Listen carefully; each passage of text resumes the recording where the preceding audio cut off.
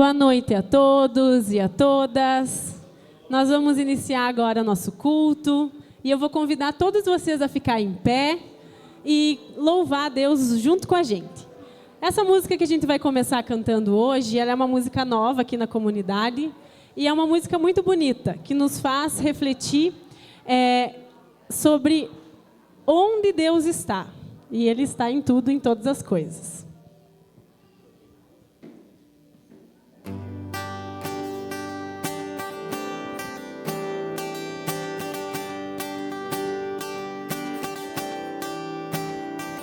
Na folha que cai, na flor que brota, na onda que vai, no vento que sopra, Deus está, Deus está, Deus está, eu sei, Deus está.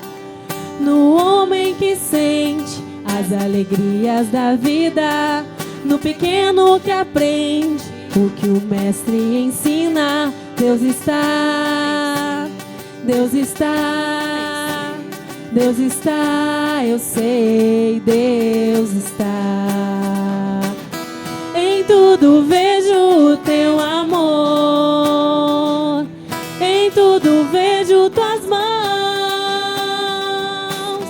e te agradeço, ó Criador, porque tudo que existe só existe porque Tu és Senhor.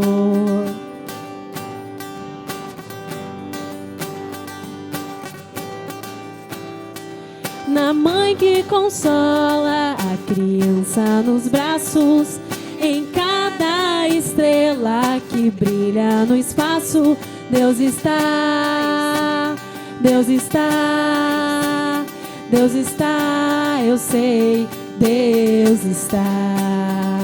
No pai que abraça o filho que volta, no escravizado que das algemas se solta, Deus está, Deus está, Deus está, eu sei, Deus está. Em tudo vejo o teu amor, em tudo vejo tuas mãos, e te agradeço, ó Criador, porque tudo que existe só existe porque Tu és. Em tudo vejo o teu amor, em tudo vejo tuas mãos,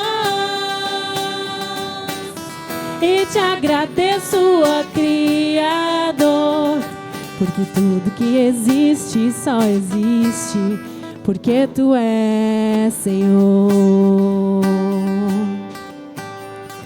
Porque tudo que existe só existe porque Tu és Senhor.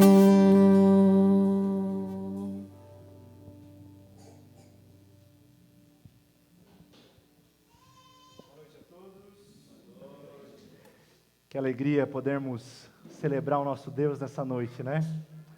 Você já parou para pensar na oportunidade que Deus está te concedendo essa noite? De poder engrandecer o nome dEle? Como isso é maravilhoso, não é mesmo? Eu quero convidar os irmãos a abrir as vossas Bíblias no Evangelho de Mateus. Eu gostaria de fazer a leitura de alguns versículos do capítulo 24 de Mateus. Mateus 24, faremos a leitura do verso 1 até o versículo de número 14, e depois do versículo 29 ao 31. Mateus 24, esse é aquele que é conhecido como o sermão escatológico de Jesus. Mateus 24, Marcos 13, nós temos o sermão referente às últimas coisas proferido pelo próprio Cristo. Os irmãos encontraram? Sim, está escrito. E Jesus saiu do templo e enquanto caminhava, seus discípulos aproximaram-se dele para lhe mostrar as construções do templo. Vocês estão vendo tudo isso? Perguntou ele. Eu lhes garanto que não ficará aqui pedra sobre pedra, serão todas derrubadas. Tendo Jesus se assentado no Monte das Oliveiras, os discípulos dirigiram-se a ele em particular e disseram: Dize-nos, quando acontecerão essas coisas? E qual será o sinal da tua vinda e do fim dos tempos? Jesus respondeu: Cuidado, que ninguém os engane, pois muitos virão em meu nome dizendo: Eu sou o Cristo, e enganarão a muitos. Vocês ouvirão falar de guerras e rumores de guerra, mas não tenham medo. É necessário que tais coisas aconteçam, mas ainda não é o fim. Nação se levantará contra nação e reino contra reino. Haverá fomes e terremotos em vários lugares. Tudo isso será o início das dores. Então, eles os entregarão para serem perseguidos e condenados à morte. E vocês serão odiados por todas as nações por minha causa. Naquele tempo, muitos ficarão escandalizados, trairão e odiarão uns aos outros. E numerosos falsos profetas surgirão e enganarão a muitos. Devido ao aumento da maldade, o amor de muitos esfriará, mas aquele que perseverar até o fim será salvo. E este evangelho do reino será pregado em todo o mundo como testemunho a todas as nações. E então virá o fim. Versículo 29.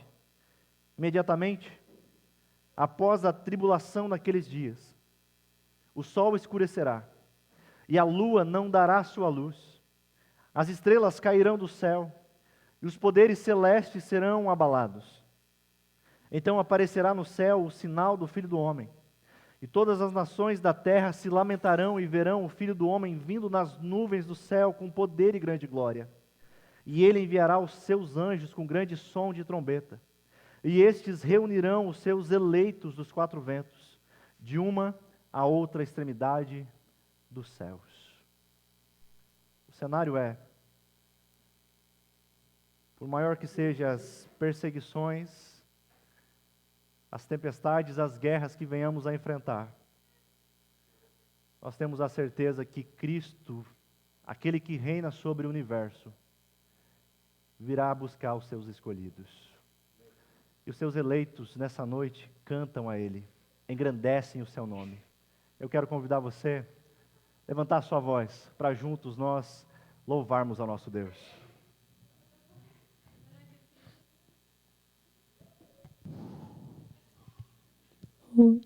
Durante esse louvor, então, nós vamos retirar as nossas ofertas.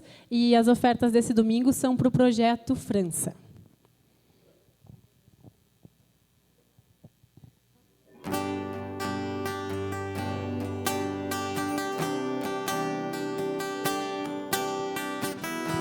Vamos acompanhar com as palmas?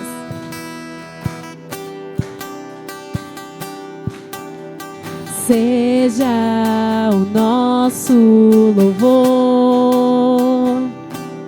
cada dia que vivemos, sob a tua direção. Seja o nosso viver, ouvir a tua voz e te obedecer. E mesmo quando nos sentimos fracos, tristes e sem direção, tu serás a nossa força e a nossa salvação. Tu serás a alegria do nosso coração. O Senhor é a nossa força e a nossa salvação. Ele é a alegria do nosso coração.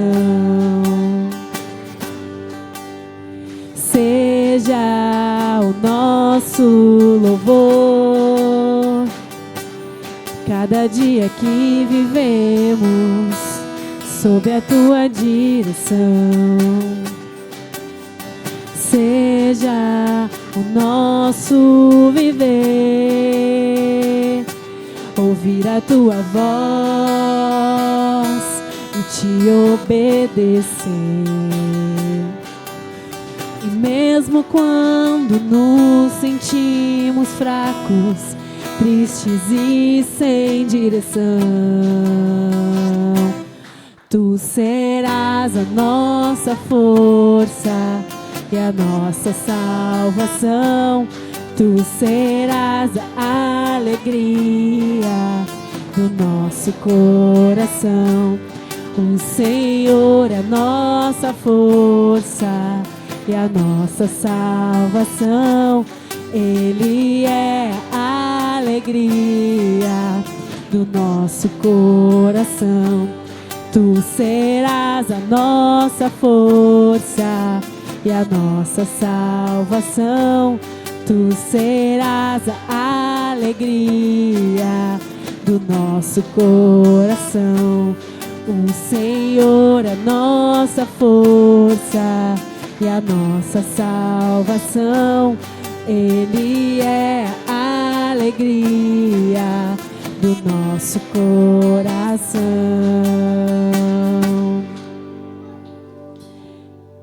Amém. Como é feliz aquele cuja desobediência é perdoada e cujo pecado é coberto. Sim, como é feliz aquele cuja culpa o Senhor não leva em conta, cuja consciência é sempre sincera. Enquanto me recusei a confessar meu pecado, meu corpo definhou, e eu gemia o dia inteiro. Dia e noite tua mão pesava sobre mim. Minha força evaporou como água no calor do verão. Finalmente confessei a ti todos os meus pecados e não escondi mais a minha culpa. Disse comigo: confessarei ao Senhor a minha rebeldia, e tu perdoaste toda a minha culpa. Portanto, todos que forem fiéis, orem a ti enquanto há tempo, para que não se afoguem quando vier a inundação. Pois és meu esconderijo, tu me guardas da aflição e me cercas de cânticos de vitória. O Senhor diz: eu o guiarei pelo melhor caminho para a sua vida. Lhe darei conselhos e cuidarei de você. Não sejam como o cavalo ou a mula, que não têm entendimento e precisam de freios e rédeas para serem controlados. O perverso tem muitas tristezas, mas o que confia no Senhor é cercado de amor. Portanto, alegrem-se no Senhor e exultem, todos vocês que são justos. Gritem de alegria, todos vocês que têm o coração íntegro.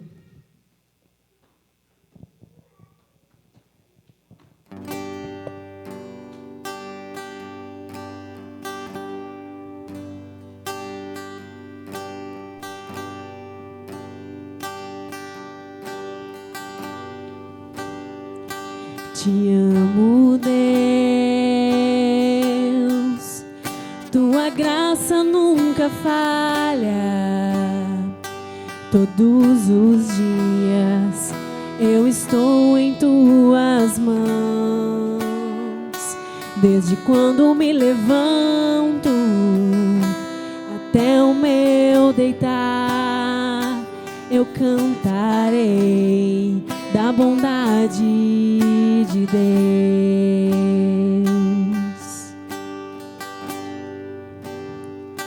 Tua doce voz que me guia em meio ao fogo, na escuridão, tua presença me conforta. Eu sei que és meu Pai, que amigo és, e eu vivo na bondade de Deus. És fiel em todo tempo, em todo tempo tu és tão bom. Com todo fôlego que tenho, eu cantarei da bondade que Ele é fiel. És fiel em todo tempo. Em todo tempo Tu és tão bom. Com todo fôlego que tenho, eu cantarei da bondade de Deus.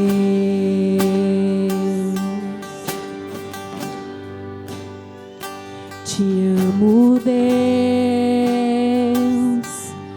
Tua graça nunca falha. Todos os dias eu estou em Tuas mãos.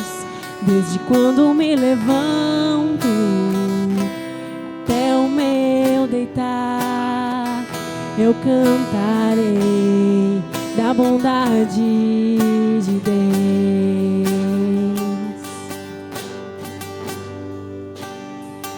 Tua doce voz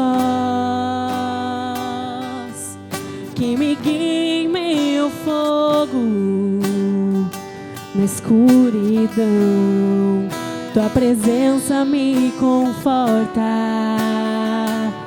Eu sei que és meu Pai, que amigo és.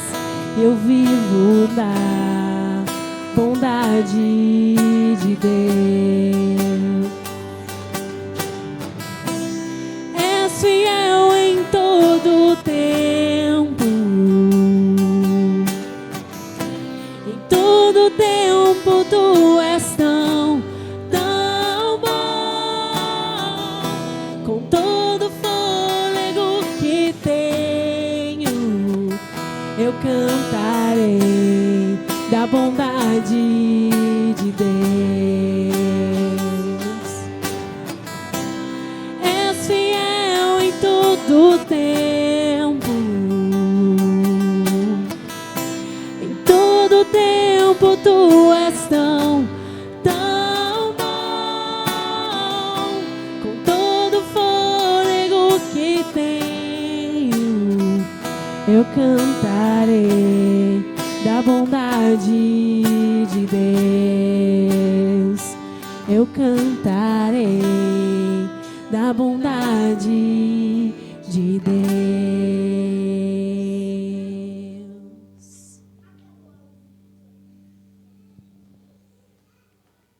Aleluia. Você também tem motivos suficientes para cantar sobre a bondade de Deus? Amém. Meus irmãos, eu quero convidá-los a vocês ir se assentando. Nós vamos ter um momento muito especial antes da palavra. Nós estamos com o coração repleto de alegria, pois para nós aqui na nossa comunidade hoje é um dia muito especial. Eu quero chamar aqui os nossos irmãos, Evandro, Tati, a pequena Elô e também a pequena Laura. Também quero convidar o padrinho para estar juntamente com a família. E hoje nós teremos o privilégio de batizarmos a pequena Laura.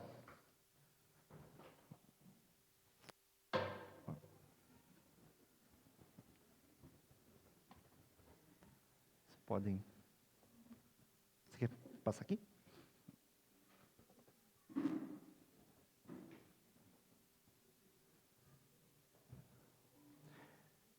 Aos que nos visitam e também aos irmãos dessa igreja, é sempre uma oportunidade que nós temos de relembrar e divulgar aquilo que nós cremos. Alguns protestantes não batizam os filhos pequenos. E tudo bem, nós respeitamos.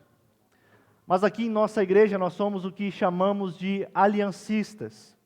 Nós cremos que Deus se relaciona com o seu povo por meio de alianças. E por isso, não somente os adultos recebem o sacramento do batismo, mas também os pequenos, as crianças, pois fazem parte da família. E por isso nós os batizamos. Mas talvez você se pergunte, mas qual é a fundamentação bíblica para isso? No Novo Testamento nós temos vários exemplos de batismo em grande quantidade de famílias inteiras. Você pode ver isso no livro de Atos, com o início e avanço da igreja. Mas primeiramente, para entendermos melhor o batismo, nós devemos olhar para o Antigo Testamento, especialmente em Gênesis 17, onde Deus estabelece uma aliança com Abraão. E Deus chama essa aliança de uma aliança que é perpétua. Qual era a parte de Deus nessa aliança? A parte de Deus era abençoar, proteger, multiplicar a descendência espiritual de Abraão. Mas o que Abraão deveria fazer? Obedecer e trazer os seus filhos à aliança, por meio, naquela época, da circuncisão. No Antigo Testamento, a circuncisão era o ato de entrada na aliança. Mas e no Novo Testamento? Em nenhum momento Jesus anula o que os nossos irmãos judeus faziam no Antigo Testamento. No Antigo Testamento era a circuncisão, mas no Novo é o batismo. E como ele não anulou essa prática, que nós vemos no livro de Atos e em toda a história da igreja, infelizmente, a prática de não batizar os filhos é uma prática recente na história da igreja, vinda a partir dos anabatistas, que começaram a rebatizar depois de adultos. Mas nós entendemos que o batismo, ele é um símbolo da entrada na aliança. Precisamos lembrar que o batismo não tem o poder, a capacidade de salvar, de perdoar pecados. O batismo não faz isso. Quem pensa dessa forma, pensa que Cristo e mais alguma coisa salva. Mas nós batizamos não porque cremos que o batismo salva, não é isso. Nós apenas batizamos como instrução, como mandamento do Senhor, na obediência a Ele. Apenas isso. Se no Antigo Testamento a aliança já era uma bênção, no Novo ela se torna ainda mais inclusiva e abrangente. No Novo Testamento não é somente os homens que recebem o sinal da aliança, mas mulheres também recebem. No Novo não é somente os judeus, mas todos os crentes de toda parte da terra, mostrando que Deus tem um único povo, a igreja. O apóstolo Paulo, escrevendo a sua primeira carta aos Coríntios, escreve que em certa medida os filhos são santificados pelos pais. Lucas, escrevendo o livro de Atos, escreve que a promessa é tanto para os pais, como também para os filhos. É o que nós fazemos aqui. Os filhos não estão fora da aliança. Os filhos participam da aliança. Como eu disse, nós também não cremos que para ser aceito por Deus é preciso o batismo. E também não se trata de um batismo a partir da fé da pequena Laura, mas é a partir da obediência dos pais, que eles vieram até aqui, obedecendo a palavra de Deus e crendo que Deus fará no coração da pequena Laura o que eles estão pedindo aqui. Diante disso, nós devemos lembrar das palavras de Jesus da grande comissão em Mateus 28, onde ele dá algumas ordens. A ordem de ir e fazer discípulos. E para fazer discípulos há 2 pré-requisitos. Quais são? Batismo e ensino. Batismo é o que nós faremos agora, e ensino é o que vai ser feito a vida toda. Evandro e Tati, vocês estão batizando a pequena Laura, crendo nas promessas de Deus ao seu povo. Vocês estão diante de um desafio. Estão diante do desafio de instruir a pequena Laura no caminho do Senhor. no caminho do Evangelho. Mas não somente vocês. O padrinho também é responsável por isso. Você foi escolhido, você também tem parte na criação, no cuidado da pequena Laura e também a igreja. A igreja pode instruí-la, a pequena, no Evangelho. É o nosso dever fazermos isso. E a pergunta que eu faço é: vocês estão dispostos a firmar esse compromisso hoje? Amém? Com base nisso, tendo ouvido a confirmação dos pais, nós vamos com muita alegria realizar o batismo da pequena Laura. Quero convidar aqui nosso presidente, Miro. Nós estaremos pedindo as bênçãos de Deus sobre essa família. Nós cremos que a quantidade de água não são relevantes para a prática do batismo. A Bíblia nos mostra que há 3 coisas que são fundamentais para o batismo. E são: ela precisa ser com água, precisa ser em nome do Pai, do Filho e do Espírito Santo, e precisa ser um ato público. É exatamente o que nós estamos realizando nessa noite. Por isso nós vamos batizar a pequena Laura. Vamos batizar? Não, pode. Uhum. Isso.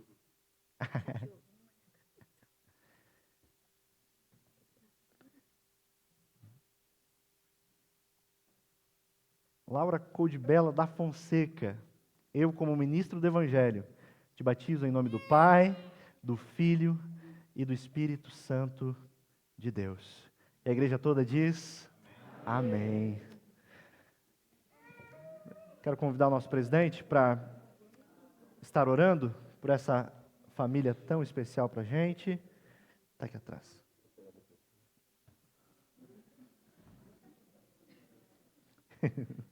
Gostou, hein?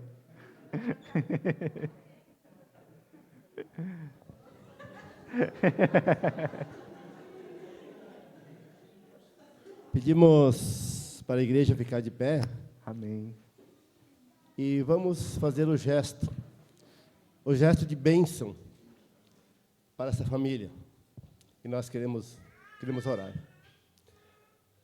Obrigado, meu Pai. Obrigado, Senhor, porque Tu tens colocado essas pessoas maravilhosas em nosso caminho. Obrigado, Pai, por esta pequena Laura que está sendo batizada agora, Pai. Obrigado, Pai, pelo cuidado que Tu tens tido com essa família desde o início. Obrigado, Pai, porque Tu tens guardado no Teu coração essa família, Pai.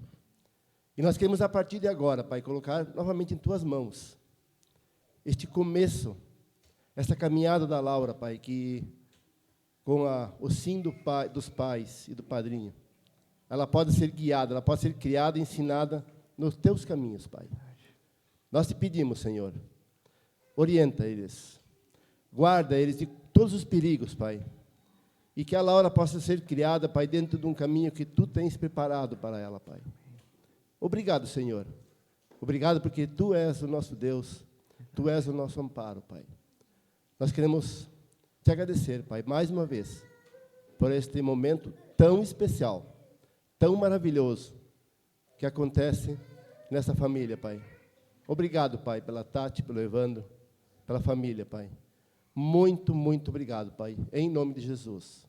Amém. Amém.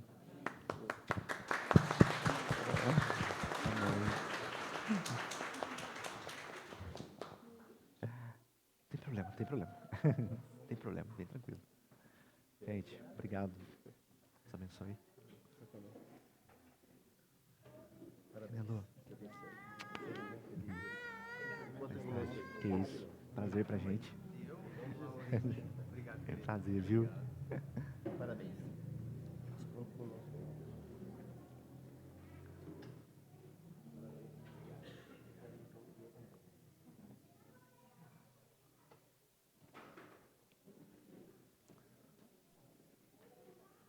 Vamos meditar na palavra do Senhor. Você se alegra com isso? Como o nosso coração se enche de alegria ao ver que famílias estão crescendo, firmes no Evangelho.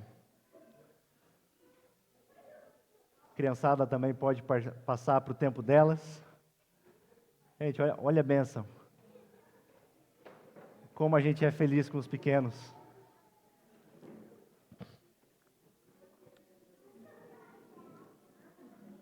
Eu queria pedir se alguém poderia fazer um favor para mim, só pegar um copo de água, por gentileza.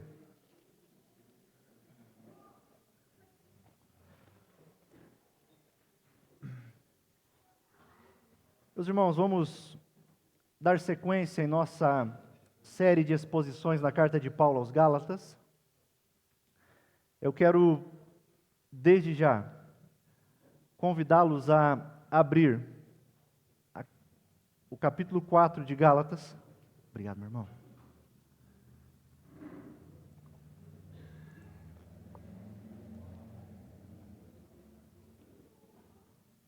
Capítulo 4. Nós faremos a leitura do versículo 21.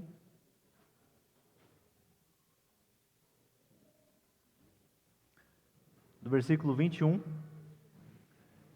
até o versículo 31.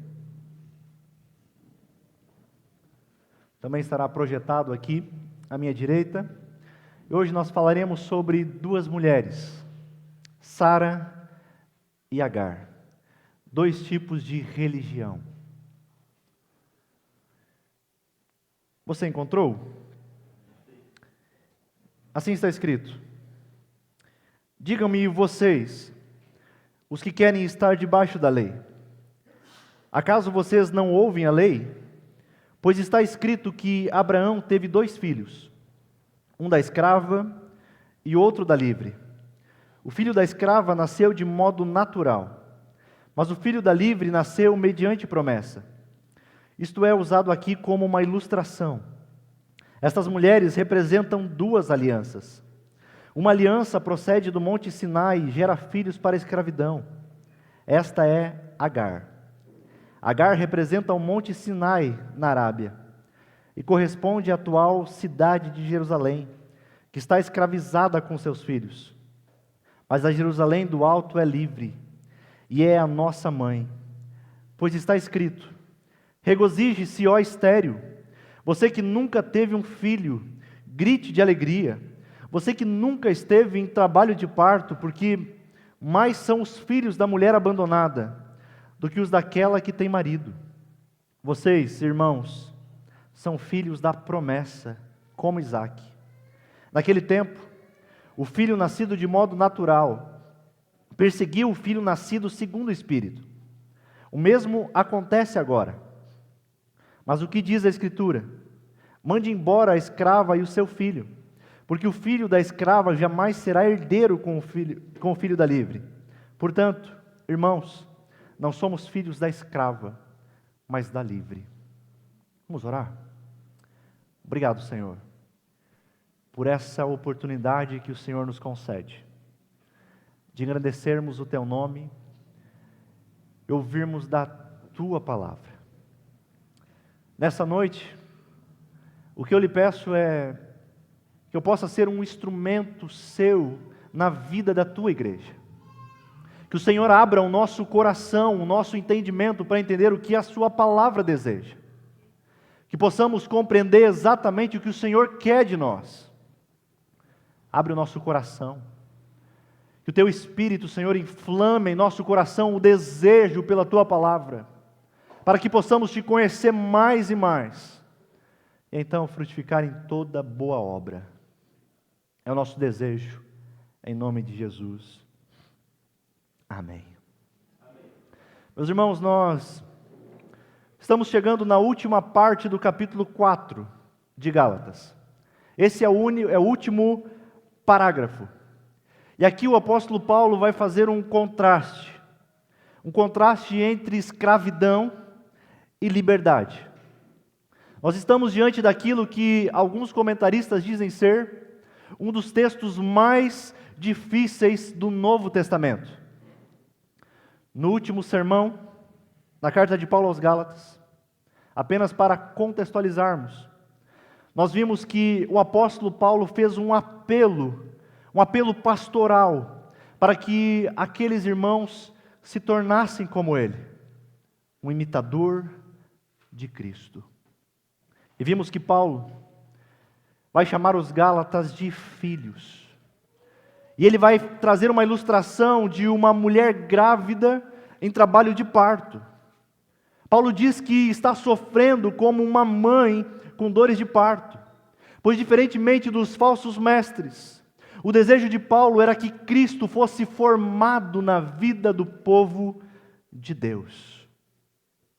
Paulo, além de desejar que Cristo simplesmente morasse neles, o desejo dele era que Cristo também ocupasse todo o ser, todo o caráter, toda a vida dos Gálatas. O desejo de Paulo é que eles fossem como Cristo é, que eles amadurecessem, crescessem em Cristo.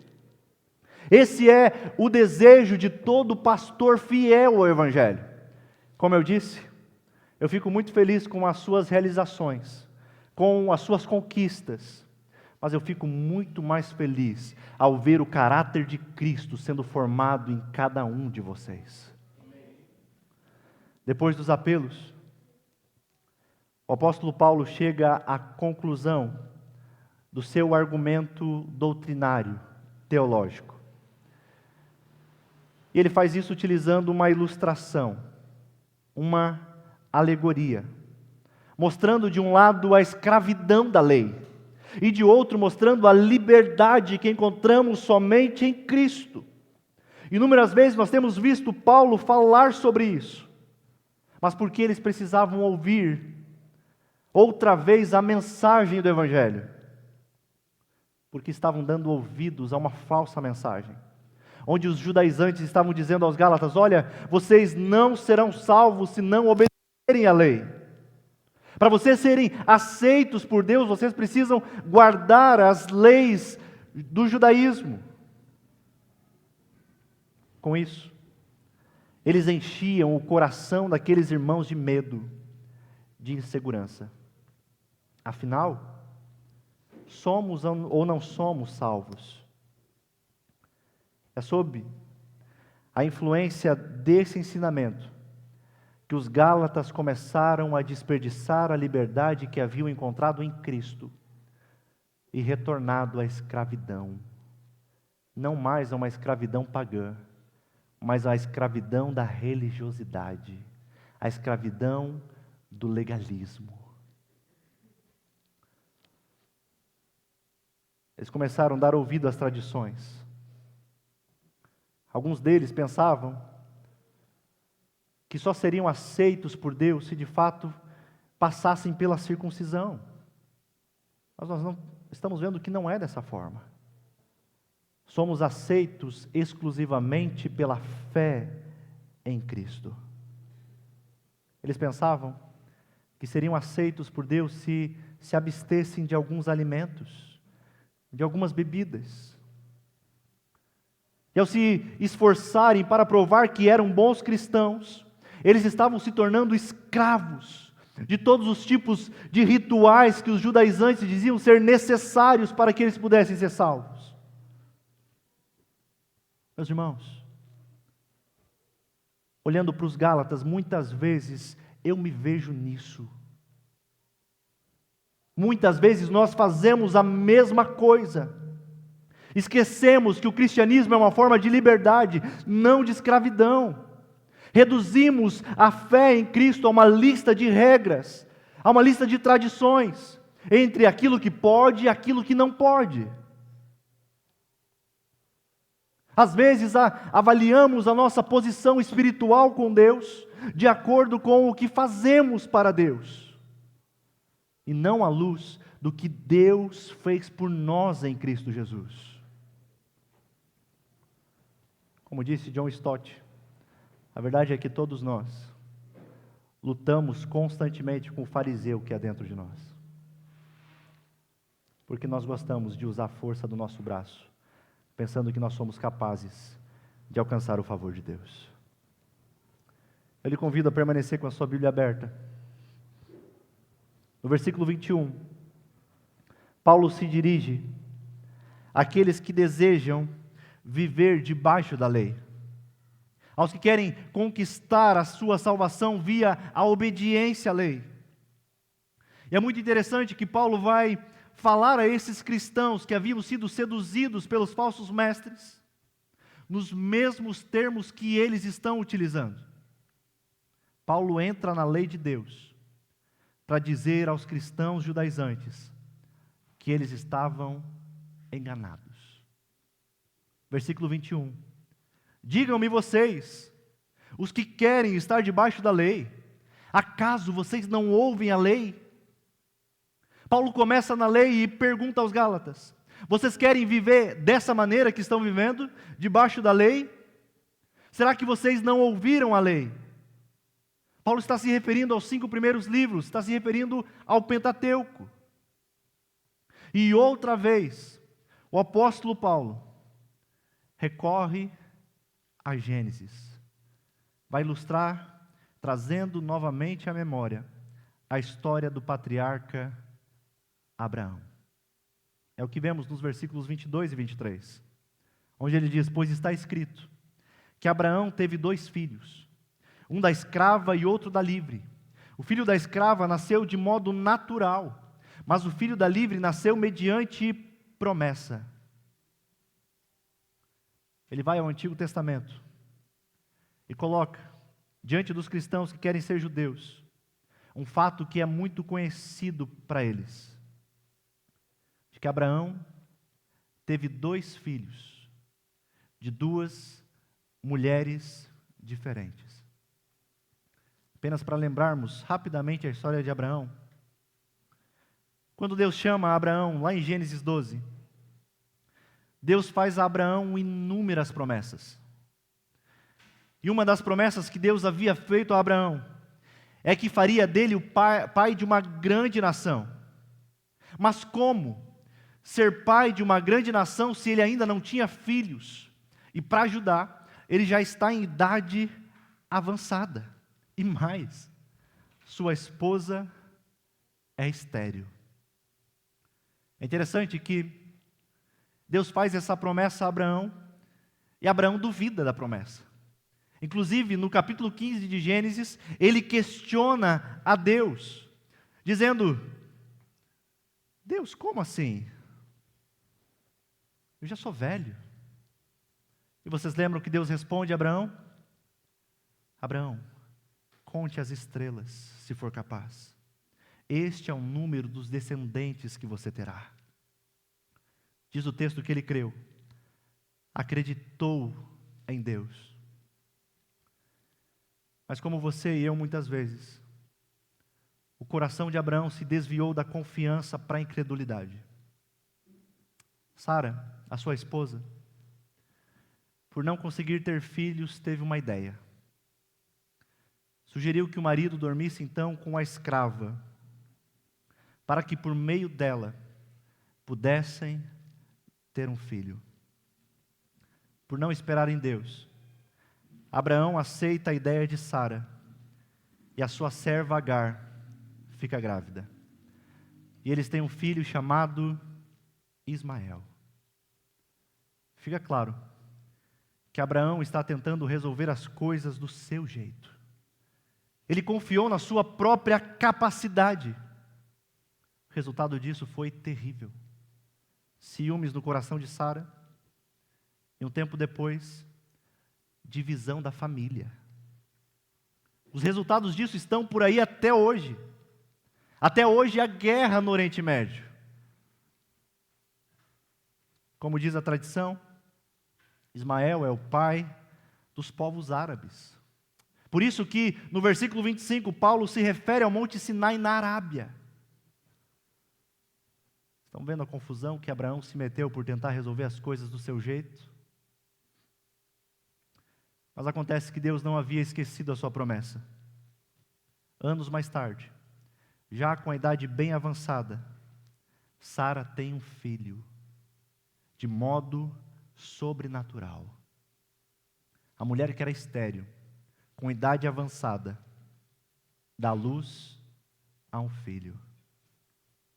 E Paulo resume isso dizendo no versículo 23, o filho da escrava nasceu de modo natural, mas o filho da livre nasceu mediante promessa. Quando Paulo olha para a história do patriarca Abraão, ele simplesmente enxerga uma ilustração do que é o Evangelho. Ele está dizendo: Agar, escrava, é a lei de Deus. Sara é a graça de Deus. Ele faz isso pois sabia que os judeus batiam no peito dizendo que eles sim eram os verdadeiros filhos de Abraão. E nós vimos algumas semanas atrás que os verdadeiros filhos de Abraão não são aqueles que têm o sangue de Abraão correndo em suas veias, mas os verdadeiros filhos de Abraão são aqueles que têm a fé de Abraão. E aqui, o apóstolo Paulo vai ainda além.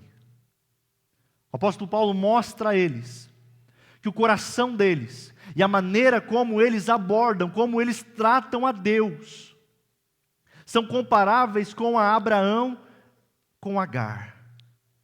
Não são filhos de Sara, mas são filhos de Agar, a escrava. Por quê? Porque vivem confiando na própria capacidade, em vez de confiarem na graça sobrenatural de Deus. Duas aplicações até aqui.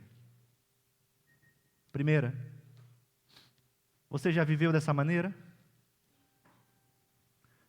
Confiando somente em sua capacidade? Tentando dar o seu jeito? Quem sabe você vive dessa maneira hoje. Mas eu pergunto, somos filhos de Abraão, livres ou escravos? Somos os filhos que desfrutam das bênçãos do Pai porque Ele nos deu tudo de forma graciosa? Ou somos filhos que querem conquistar as bênçãos do Pai porque nos sentimos como escravos? Há inúmeras pessoas que vivem como que pudessem conquistar a Deus. Vivem tentando dar uma forcinha para Deus.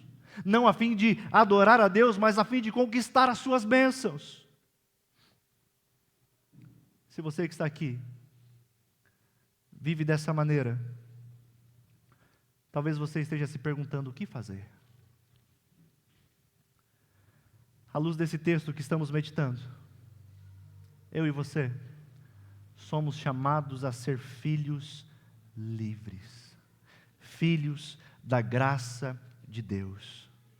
Em outras palavras, espere em Deus, confie nele. Em vez de gastar esforços para alcançar o favor de Deus, gaste toda a sua vida olhando para o que Jesus fez por você na cruz do Calvário. Se alegre com isso, desfrute hoje de todas as bênçãos conquistadas por Cristo na cruz. Segunda aplicação, você é chamado para descansar não apenas quando o assunto é a sua salvação, mas em todos os aspectos da sua vida. Abraão, por não descansar em Deus, por não esperar em Deus, tentou resolver as coisas da maneira que melhor lhe parecia. Quando que iremos aprender que não é na força do nosso braço?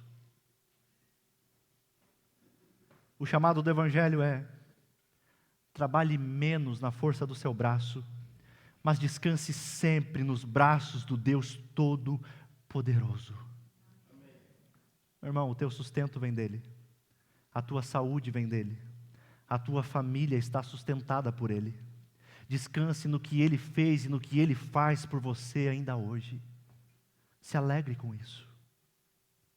Seguindo o nosso texto, Paulo explica que a história de Abraão, Sara e Agar serve como uma ilustração de duas religiões: a das obras e a da graça. No versículo 24, Paulo diz que essas duas mulheres representam duas alianças.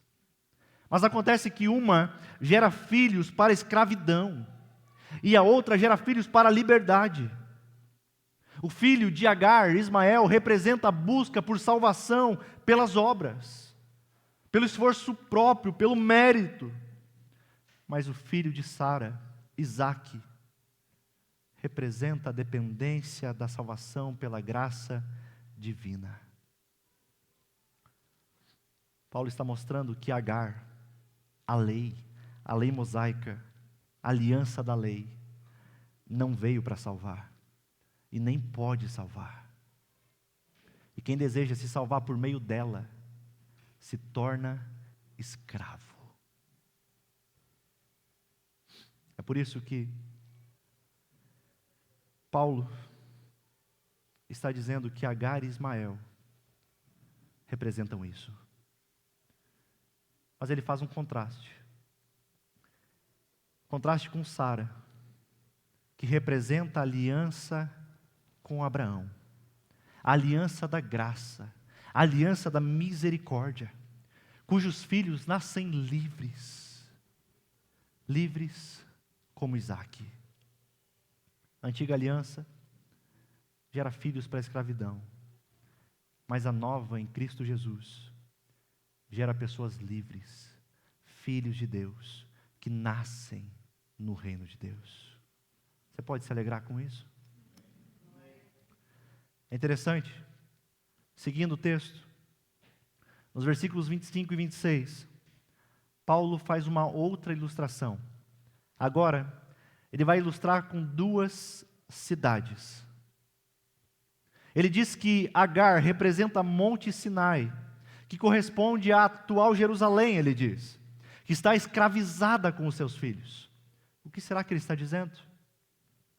Nos dias de Paulo, a cidade de Jerusalém não só era escrava de Roma, que na época dominava o mundo, mas também era escrava do farisaísmo, do legalismo, que tentava forçar os crentes a viver sob o sistema da lei.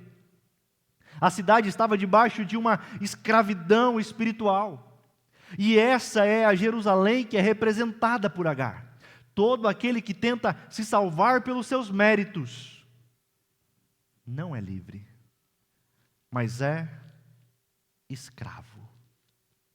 E Sara, a esposa legítima, que teve o filho segundo a promessa, essa representa a Jerusalém celestial, salva pela graça. E Paulo diz, ela é lá de cima e livre. Logo, nós estamos ligados por uma nova aliança, com uma cidadania de liberdade, meu irmão, não de escravidão. A nova aliança não corresponde à atual cidade de Jerusalém, mas é a Jerusalém lá de cima, que é livre, é a nossa mãe, como escreve Paulo.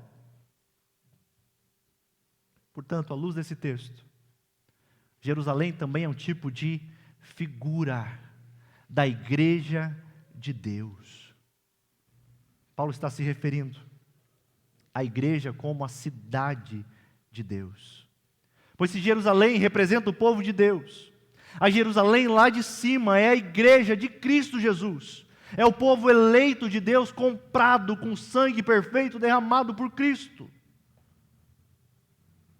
É interessante que, se observarmos, Paulo não fala cronologicamente dizendo a Jerusalém que virá. Mas ele só se refere a Jerusalém lá de cima. Meus irmãos, isso se dá, sabe por quê?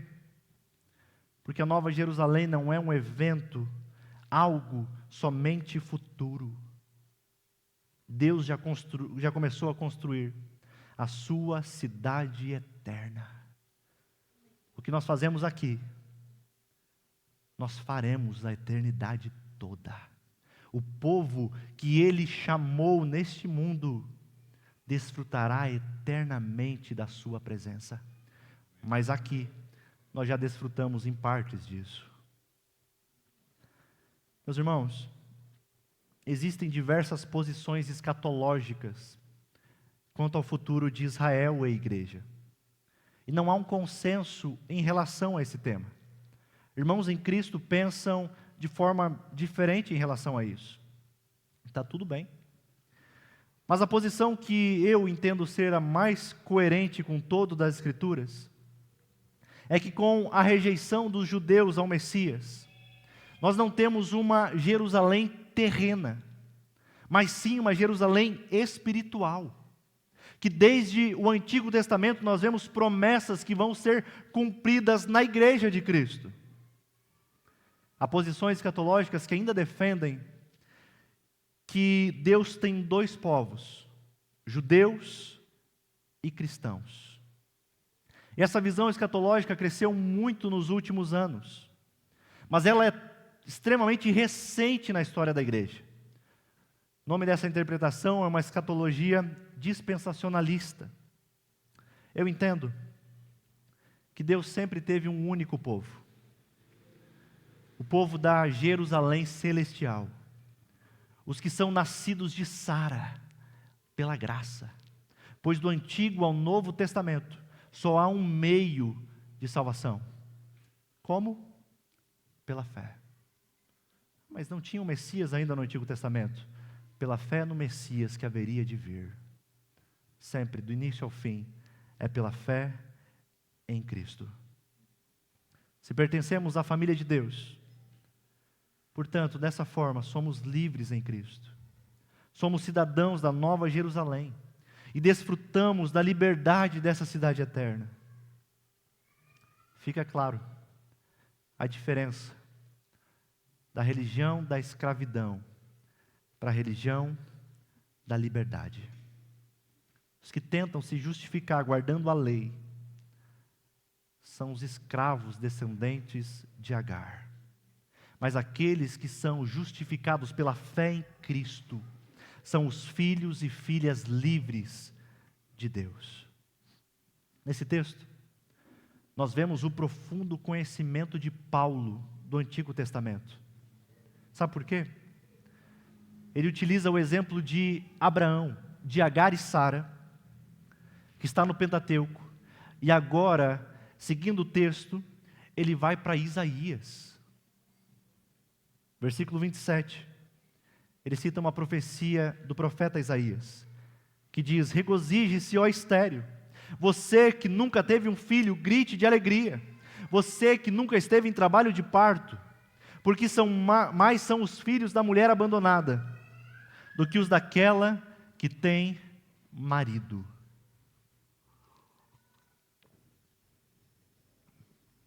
Originalmente, essa profecia era aos judeus que seriam levados ao cativeiro da Babilônia, porque haviam desobedecido a Deus.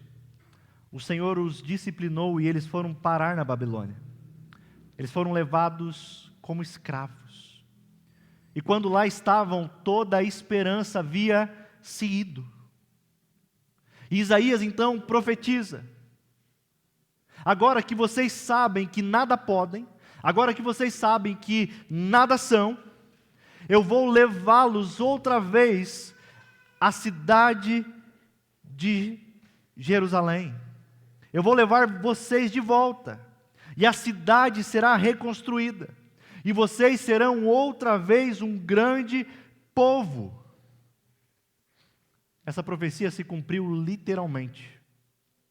O povo voltou do cativeiro e reconstruiu a vida. Mas essa profecia apontava ainda para algo mais glorioso. Se você observar, o apóstolo Paulo sai de Gênesis a Isaías, ligando esses dois textos com uma palavra. Você conseguiu notar que palavra é essa? Estéril.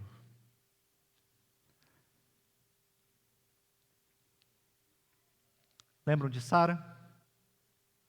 Sara era estéril. Mas o que isso tem a ver? É que o povo no exílio se sentia assim, incapaz. Por que Paulo faz isso? Justamente para mostrar como Deus trabalha. Deus olha para duas mulheres, uma bela e fértil, a outra estéril e velha, e escolhe salvar o mundo através da estéril. Por intermédio da família dessa mulher, chegaria um outro filho improvável, nascido de uma outra mulher sem expectativa nenhuma de engravidar. Não porque fosse estéril, mas porque era virgem. Maria, que recebeu a visita de um anjo, concebeu o Filho de Deus, deu à luz a Jesus Cristo, Salvador do mundo. Paulo está mostrando isso aos Gálatas, pois os falsos mestres estavam dizendo que eles eram sujos, que eles eram inferiores, que eles não poderiam entrar na presença de Deus sem os rituais judaicos. E mais, olhavam para eles e diziam: olha, vocês não são filhos legítimos de Abraão. E para vocês se tornarem filhos de Abraão, é preciso que vocês obedeçam à lei. Mas quem é que consegue? São fardos pesados. É impossível. O que Paulo faz? Ele vira o jogo mostrando aos Gálatas, apontando para eles, dizendo: vocês são a mãe estéril, a mãe que nunca esteve em trabalho de parto. Sabe o que é isso? Aos olhos humanos, vocês são um fracasso. Mas não se preocupem, o Evangelho se destina aos abandonados, aos fracassados, aos pequenos, aos humilhados. Como isso se relaciona à nossa vida diária? Sara, nos tempos dos patriarcas e dos judeus,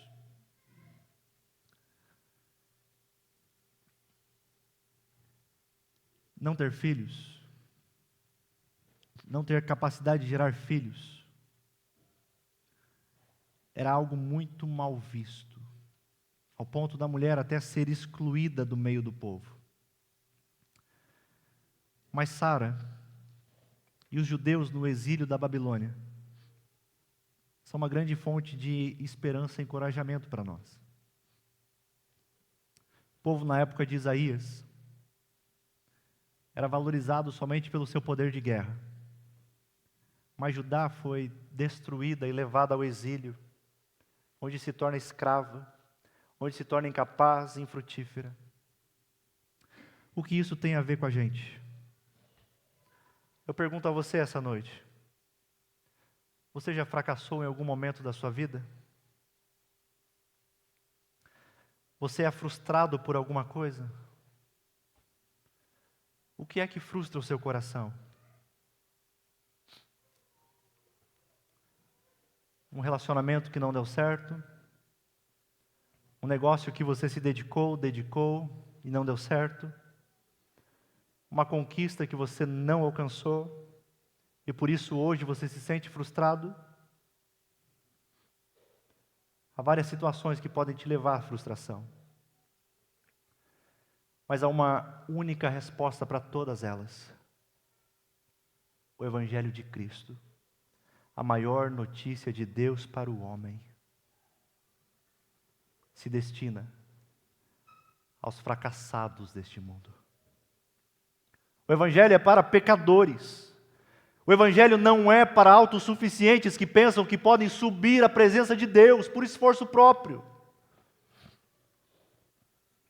Talvez você não tenha fracassado na carreira.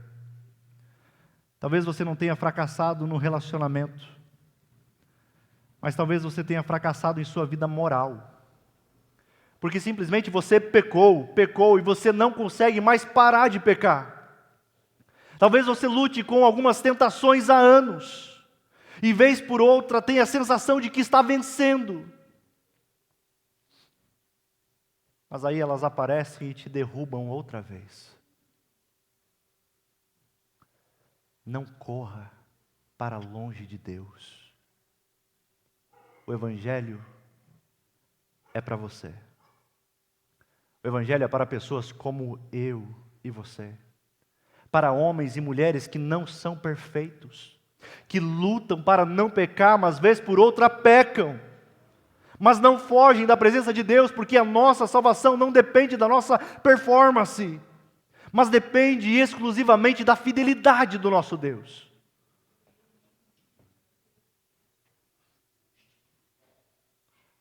Nada muda o seu status de filho.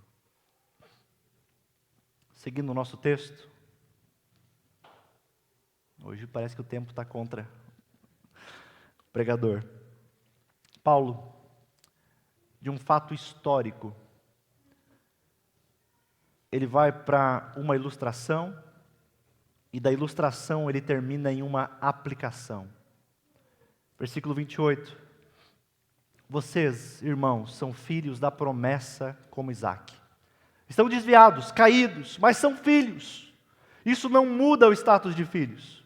E no versículo 29, Paulo diz: como vai ser a vida de um filho de Deus? Naquele tempo, o filho nascido de modo natural perseguia o filho nascido segundo o Espírito. O mesmo acontece agora. O que é isso? É que a vida de vocês será muito parecida com a vida de Isaque.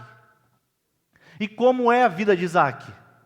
É uma vida mesclada de perseguição e bênçãos. Primeiro, ele fala da perseguição, de que naquele tempo o filho nascido de modo natural perseguia o filho segundo o Espírito, segundo a promessa.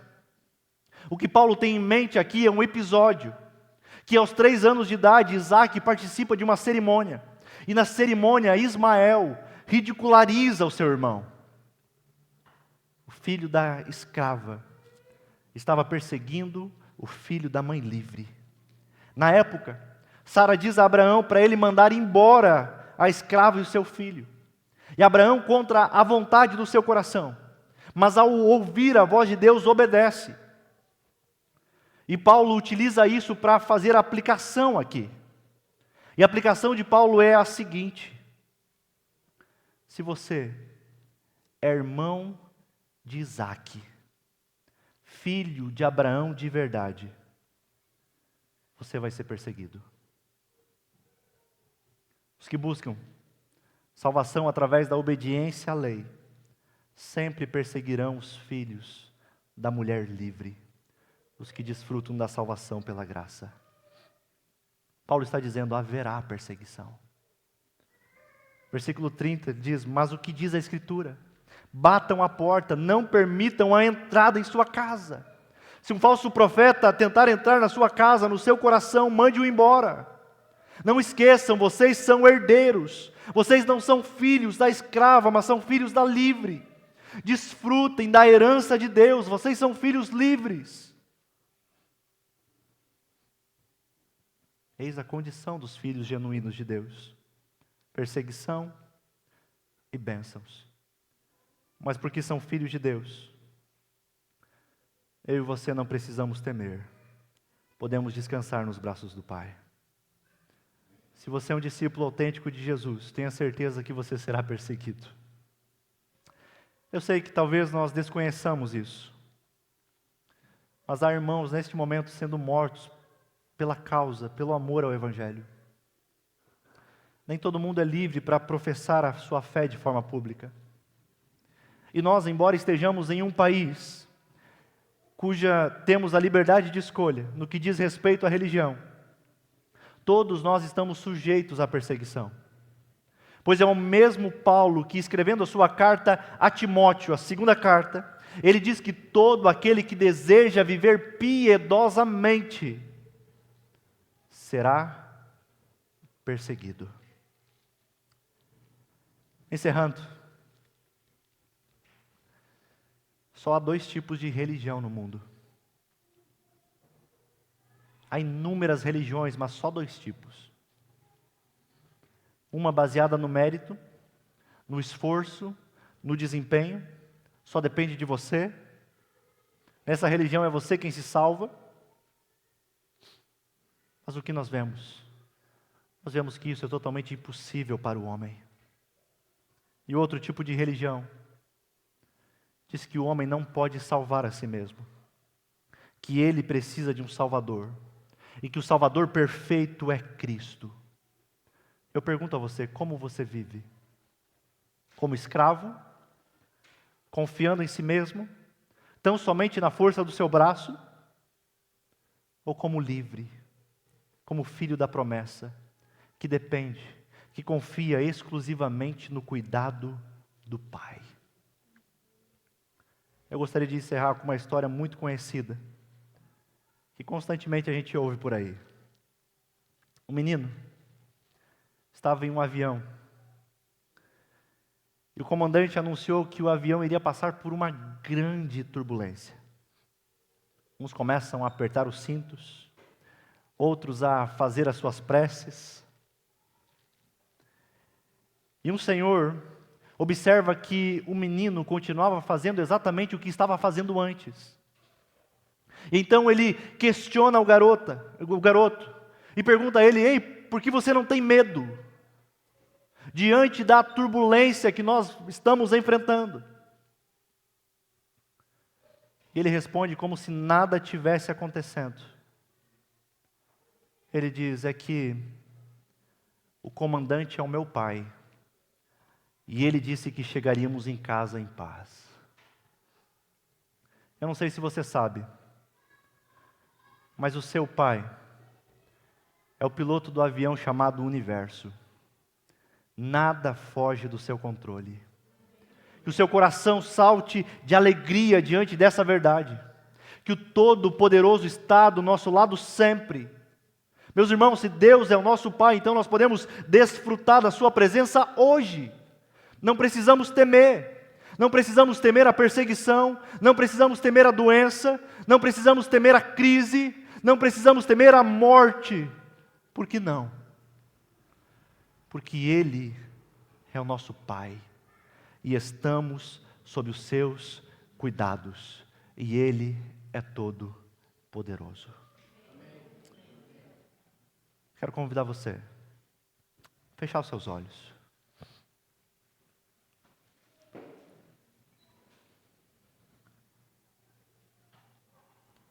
E pense, reflita. Examine o seu coração. Será que você tem vivido confiando somente em si mesmo? Na força dos seus braços? Do seu desempenho? Na sua capacidade? Ou você tem está vivendo dependendo somente da graça de Deus? Eu sei, Senhor, que vez por outra nós queremos fazer as coisas do nosso jeito. Pensamos que somos autossuficientes, mas na verdade nós não somos. Nós somos fracos, fracassamos, pecamos muitas vezes.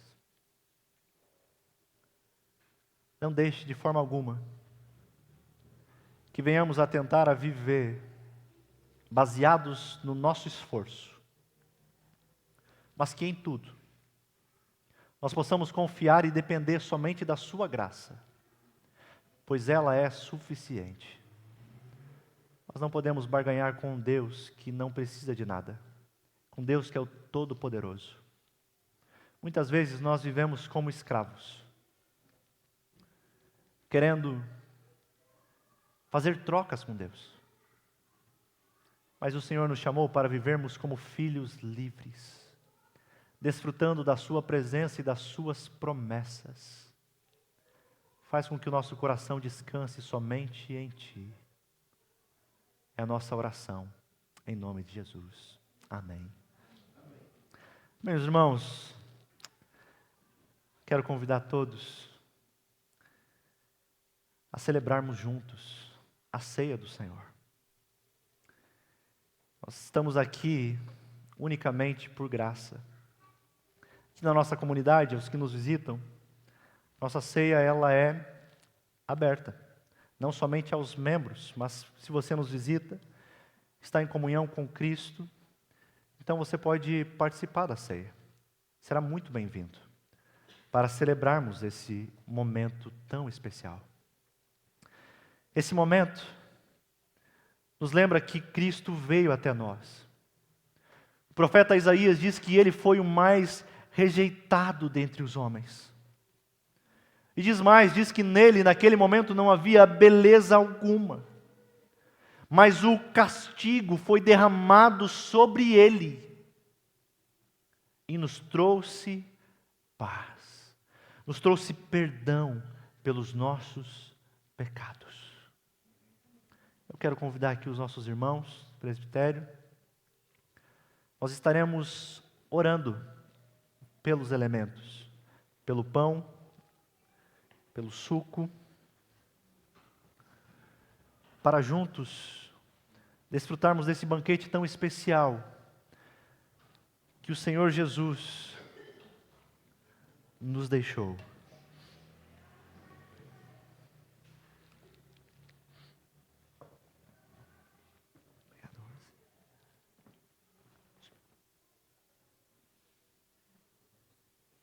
Vamos orar?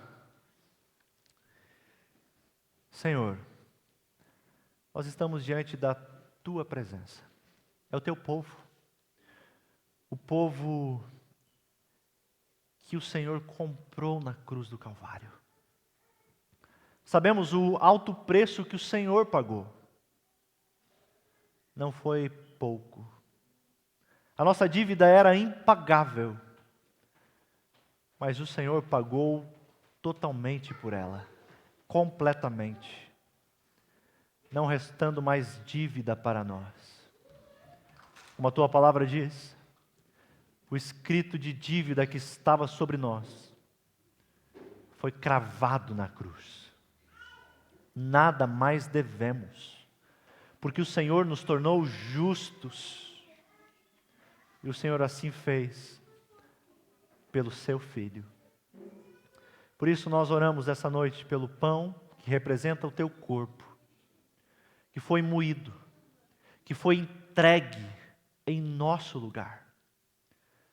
E oramos também pelo suco, pelo vinho, que representa o Teu sangue, que foi vertido na cruz do Calvário, mas que nos trouxe tamanha redenção, salvação. Por isso nós temos motivos suficientes para celebrar essa noite. E é o que nós queremos fazer. Lembrar do que o Senhor fez, mas não somente isso. Comungar, participar da ceia, com a esperança da sua vinda. É em nome de Jesus que faremos isso. Amém. Os irmãos que forem recebendo, podem ir ficando de pé. Nós vamos todos celebrar juntos, enquanto os elementos são distribuídos. Eu quero fazer a leitura de 1 Coríntios, capítulo 11, versículos 23 a 26, onde ali nós temos a instituição da ceia do Senhor, onde o apóstolo Paulo dá nos instrui a como fazer. É claro que nós também encontramos nos evangelhos, mas esse texto é o texto que eu gostaria de ler com os irmãos. 1 Coríntios 11, versículos 23 a 26. Assim está escrito: porque eu recebi do Senhor o que também vos entreguei. Que o Senhor Jesus, na noite em que foi traído, tomou o pão e, tendo dado graças, o partiu e disse: isto é o meu corpo, que é dado por vós. Fazei isto em memória de mim. Por semelhante modo, depois de haver ceado, tomou também o cálice, dizendo: este cálice é a nova aliança no meu sangue.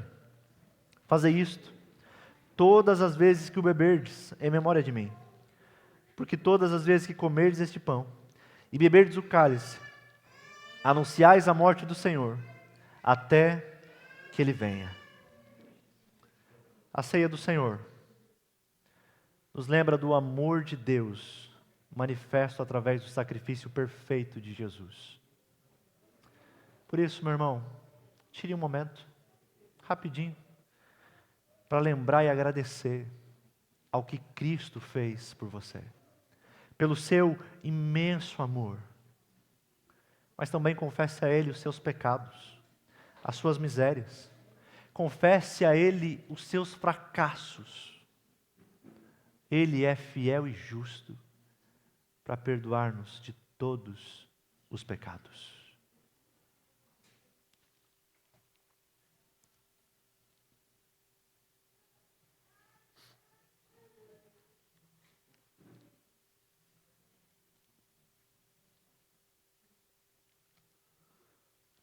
São muitos, Pai, os nossos pecados. Mas assim como Davi, nós queremos dizer: ó Senhor, purifica o nosso coração. Remove de nós toda a culpa, toda a mancha, todo o pecado. Sabemos que neste mundo sofreremos e viveremos. Muitas vezes passaremos por tentações. Muitas vezes pecaremos. Mas confiamos somente na Tua graça, de que ela nos conduzirá até o fim.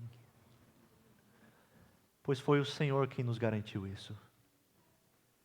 Não é pelos nossos méritos, não é pela nossa obediência, mas é pela fidelidade do nosso Deus.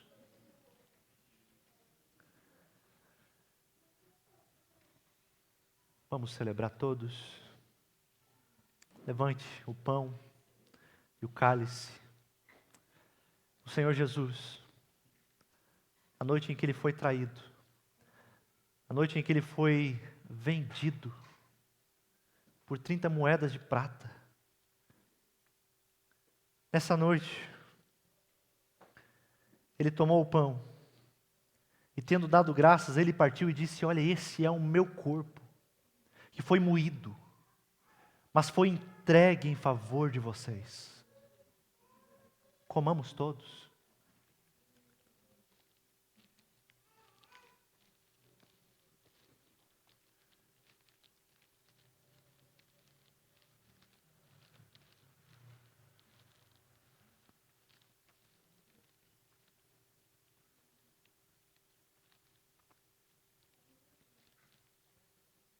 Da mesma forma, depois da ceia, Ele tomou o cálice e disse: este é o cálice da nova aliança no meu sangue. Façam isso todas as vezes que beberdes em memória de mim. É o que a igreja do Senhor faz essa noite. Bebamos todos.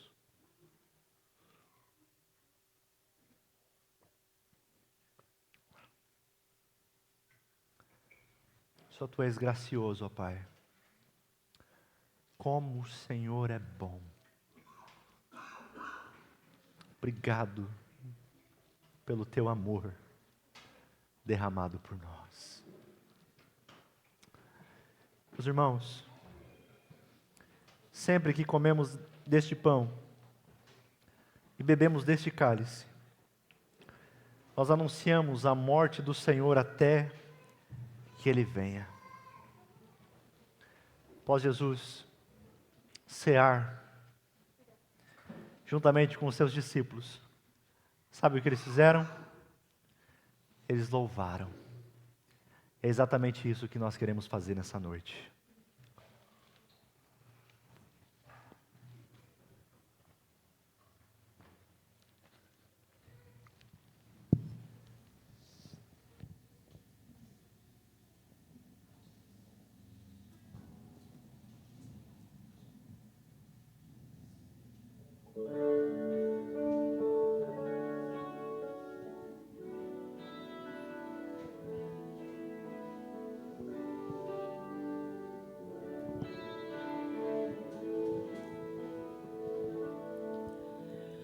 Tu és soberano sobre a terra, sobre os céus, Tu és Senhor absoluto.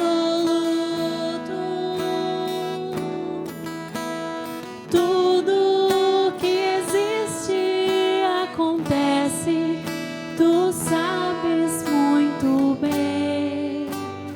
Tu és tremendo. Tu sobre a terra, sobre os céus, tu és Senhor absoluto. Tudo que existe acontece, tu sabes muito bem, tu és tremendo. E apesar desta glória que tens, tu te importas comigo também. E esse amor tão grande eleva-me, amarra-me a ti. Tu és tremendo. Tu és soberano sobre a terra, sobre os céus, tu és Senhor absoluto. Tudo que existe acontece, tu sabes muito bem, tu és tremendo. E apesar dessa glória que tens, tu te importas comigo também. E esse amor tão grande eleva-me, amarra-me a ti. Tu és tremendo. E apesar desta glória que tens, tu te importas comigo também.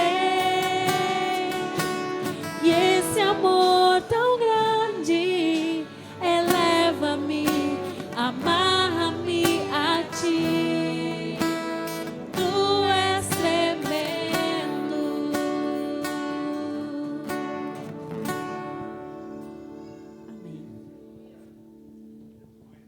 Amém. Mais um minutinho, por gentileza. A gente quer passar alguns avisos. Eu quero convidar aqui os nossos irmãos, Gilmar e a Roseli. A gente tem um aviso e um convite muito especial.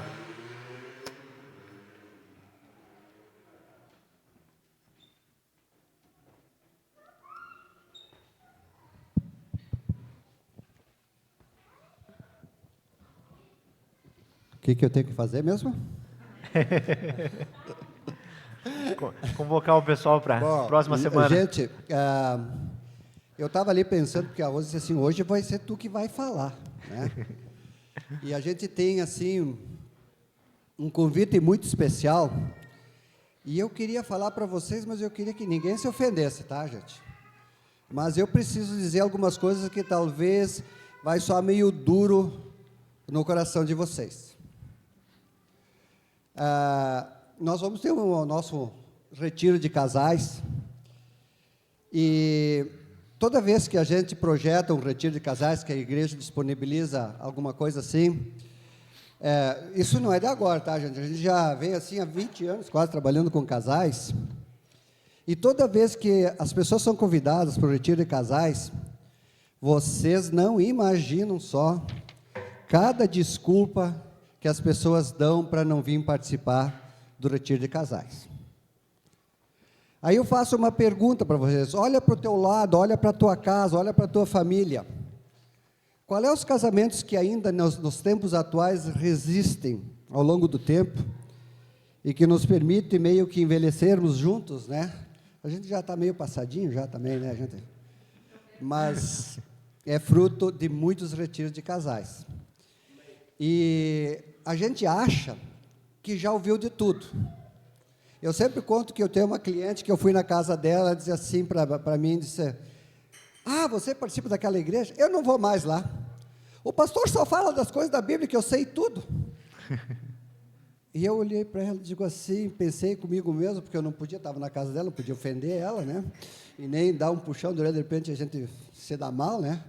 Daí eu pensei assim, mas por que tu não pratica se tu já sabe tudo?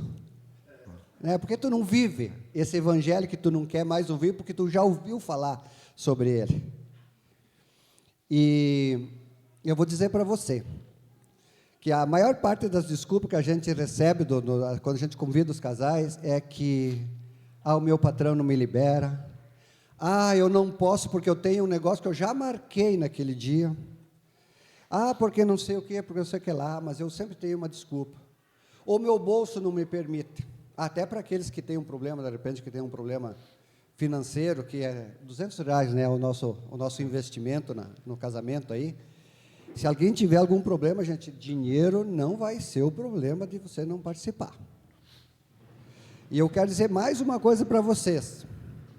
Se você não pode tirar um dia e meio, ou que seja 2 dias, que nós vamos estar aqui reunidos, por causa do teu trabalho, por causa do teu envolvimento com alguma coisa assim, sai fora, porque esse negócio está te escravizando.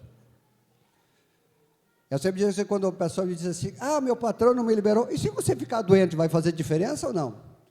Daí, se o seu patrão não te liberar, ou se você não quiser se liberar, você diz assim, vou ficar doente sábado, né? Eu quero participar do retiro de casais. Mas é uma realidade, gente.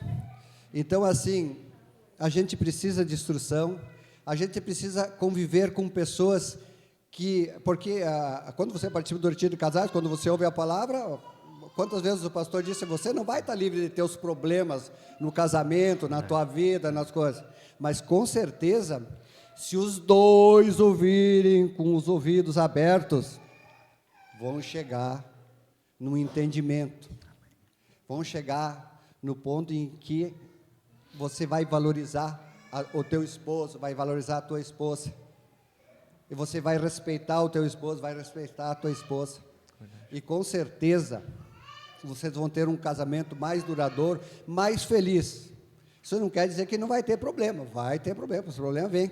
Eu sempre digo que se tu olhar para o mundo aí fora, a tua casa está cercada de lobo, e se você não cuidar da tua família, da tua casa, dos teus, esses lobos vão pegar você. E uma hora dessas você vai cair e a coisa vai assim. Então nós temos que estar preparados. É sábado, né? Já está aqui, às vezes eu até me atrapalho, já é sábado, né? Então, gente, fica o convite assim, se eu falei alguma coisa que às vezes deu uma machucadinha em vocês, mas a gente precisa ouvir, às vezes, dar um puxãozinho de orelha e ver, gente. E essas coisas que eu disse que se realmente você não pode tirar um dia, 2 para a tua casa, para a tua família, larga esse teu trabalho, larga esse teu emprego, porque tu está sendo escravizado e mais tarde você vai pagar o pato. Amém, gente? E olha, gente, está sendo tudo preparado com muito carinho, tá? A gente conseguiu pessoas para cuidar das crianças, quem tem esse problema, então pode trazer, que vai ter pessoas aqui cuidando.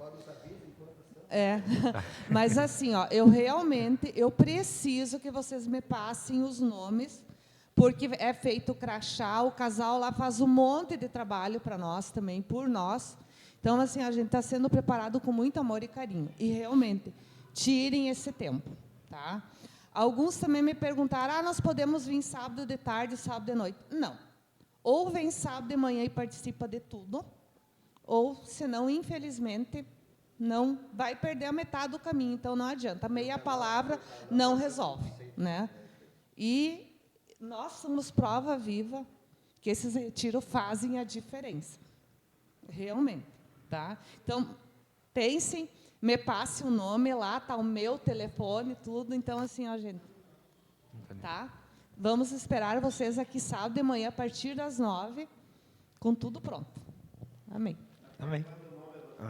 Eu preciso, assim, que no máximo até quarta-feira, tá? Até porque é preparado comida, eles precisam fazer os crachá, então nós não podemos deixar para a última hora também. Tá bom? Obrigada. Obrigado, Gilmar. Obrigado, Rosi. No final do culto, a gente vai ficar aguardando ali as inscrições. Mas, gente, eles falaram que é muito importante, né? A gente sabe como as artimanhas do inimigo hoje para destruir família, né? Os casais, os relacionamentos. E o casal que vai ministrar aqui é um casal que há anos trabalha com o Ministério de Casais. Então, eles têm muito conhecimento de causa. Isso. Exato. Eles vão estar...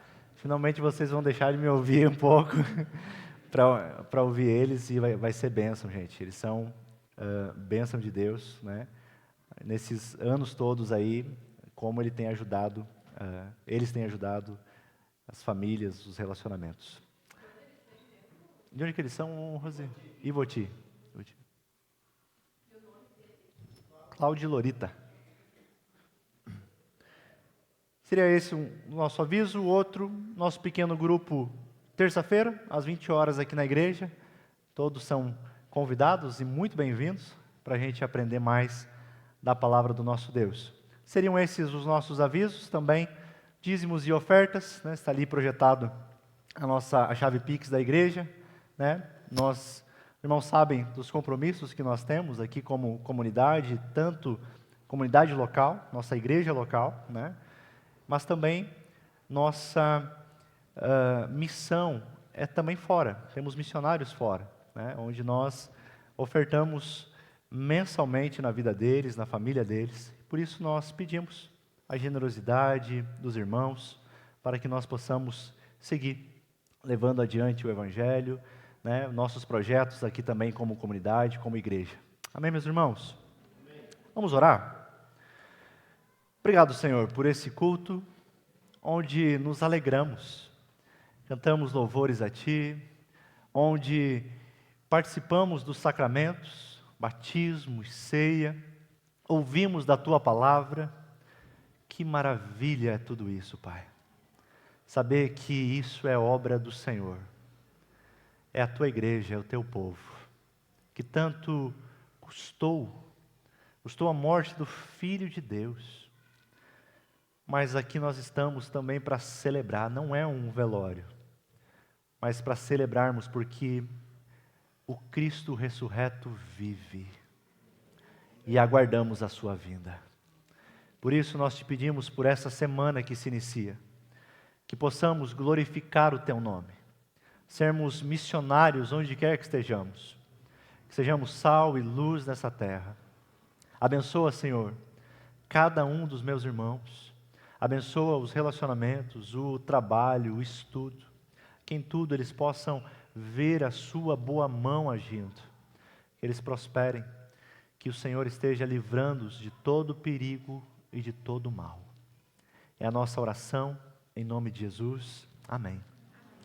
Que a graça do Senhor Jesus Cristo, o amor de Deus e a comunhão do Espírito Santo seja com cada um dos irmãos.